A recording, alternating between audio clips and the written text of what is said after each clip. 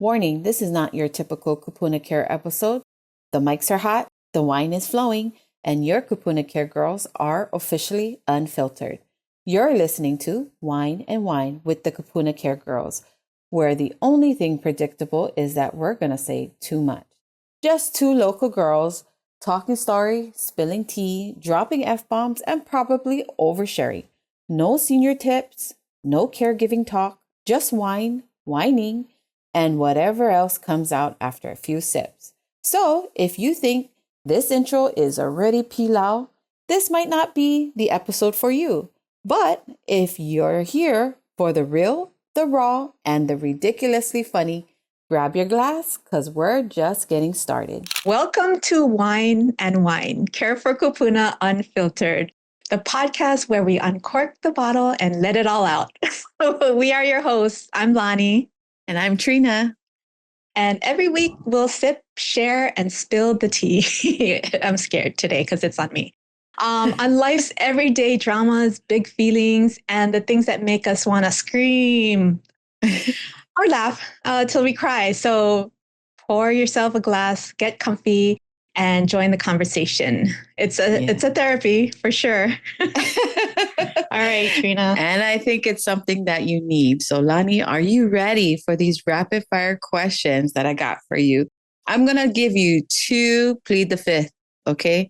So I have about 15 questions that you can pass on if you do not want to answer. Wow. Okay. Yes, I'm that's scared. it. I'm only going to give you two now. So what are we talking about again? We're actually talking about your wedding, your planning of your wedding coming up soon. So I know it's very stressful. It can be very overwhelming. So this is just going to be fun.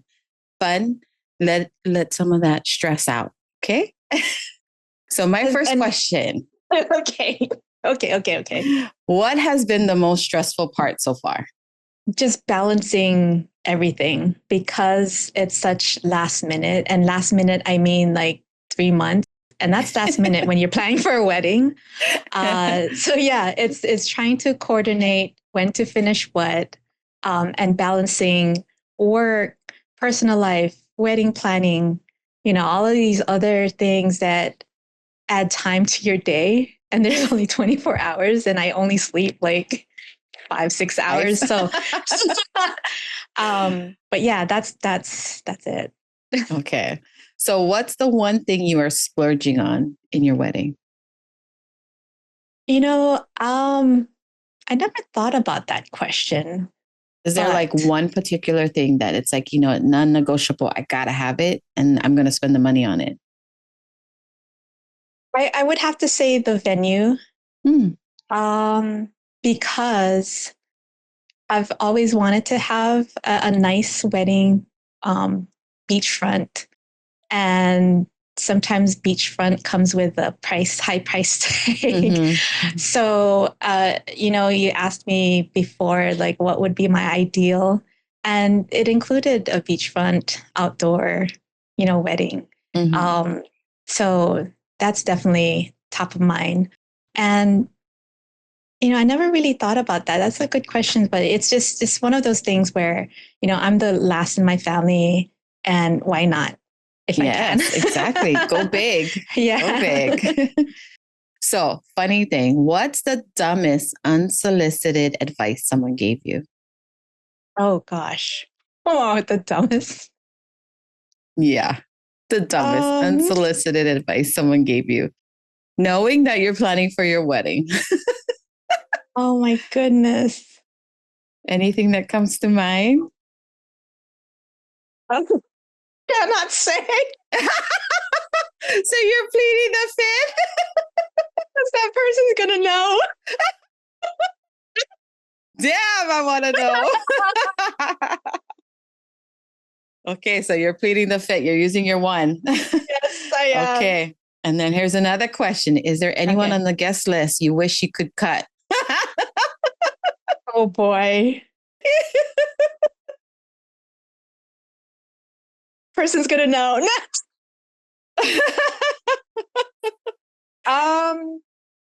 No, everyone who, because it's not as big as the first time I planned my wedding, it was a bigger a bigger venue hall and it was more people. So when I thought about planning my wedding, I thought about who do I want there and who am I going to see, in the next 5, 10 years. Who have I seen in the last year? Like if I didn't see you in 10 years, then you're probably not invited. Sorry. No, that's true. That's honest. And explain to everybody what happened the first time you planned your wedding.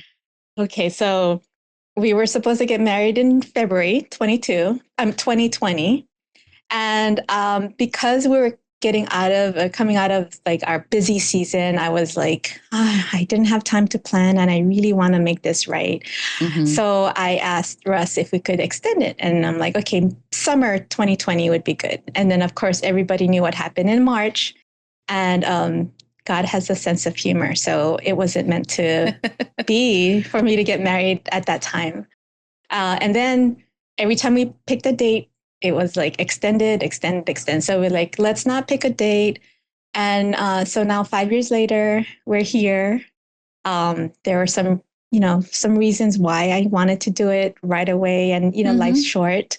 Mm-hmm. So I just want to be blessed with everyone, who I care about, is going to witness this. Oh my God, finally. Everyone's saying finally wedding. Well, I'm excited for you. So what are traditions that you are skipping and why?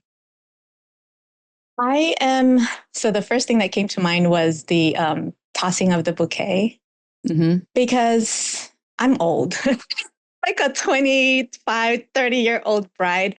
But it's a surprise. So I do have a surprise. And that's the reason why I'm skipping the whole, calling all my friends, because all of my friends have kids, they're married, or, it's like one of those things like, I don't need that to be part of the agenda for the night. Mm-hmm. Another one is the money dance. I'm such a germaphobe. But do people know you want to skip that? You know how it goes, girl. As soon as you guys do your first dance, next thing you know, people are stuffing money in your mouth. I'll be like,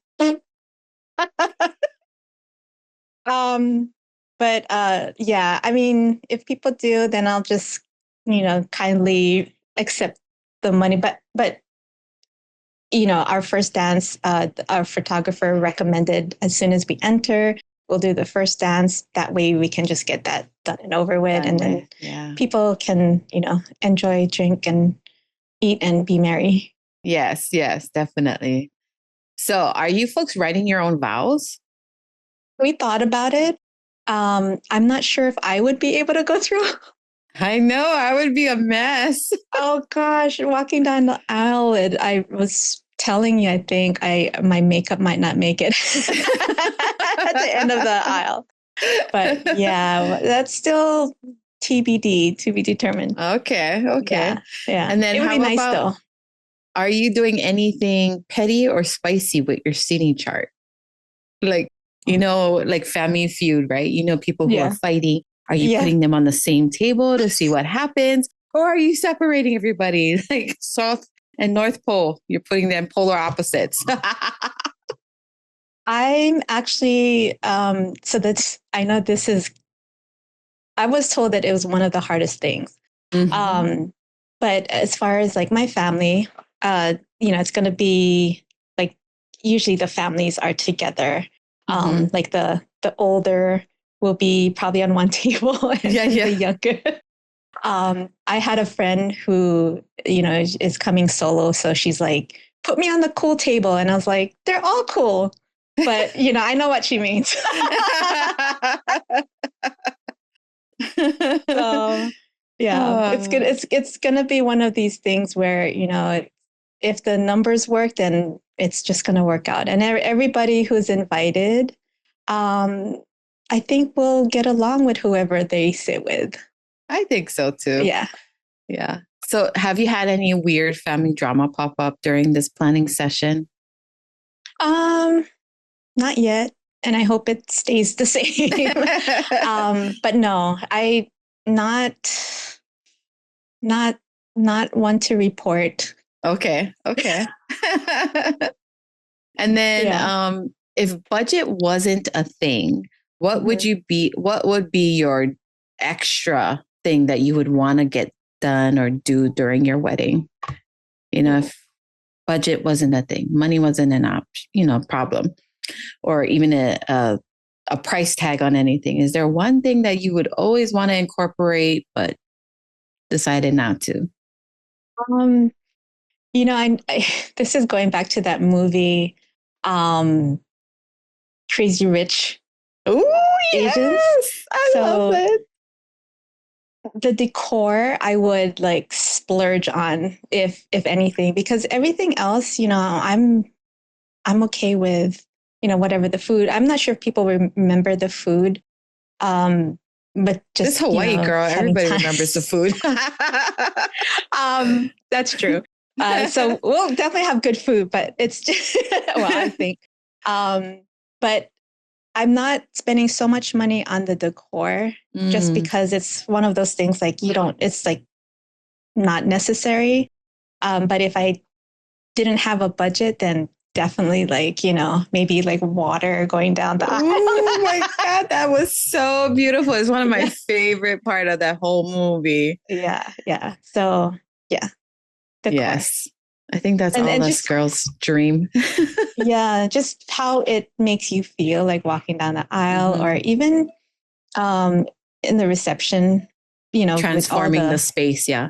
right. Yeah. Yeah. So, are there any little things you're hyper fixating on that probably don't matter? Oh, like how I do with work sometimes. Like how you do in most things. I think I worry too much about, how things aren't gonna pan out like that the day of. So that's probably what's causing the stress, even though I know I can't expect it to be perfect, but I think it'll work out. And I have to remind myself that it's going to be okay if, you know, I can't even think of an example, but if the photographer is late, or if you have to switch a photographer, he gets into an accident or something, right? Yeah, or if like the music wasn't the song that I wanted to dance to, right. or so yeah, just have to, I just want everyone to have a good time. I'm definitely going to have a great time.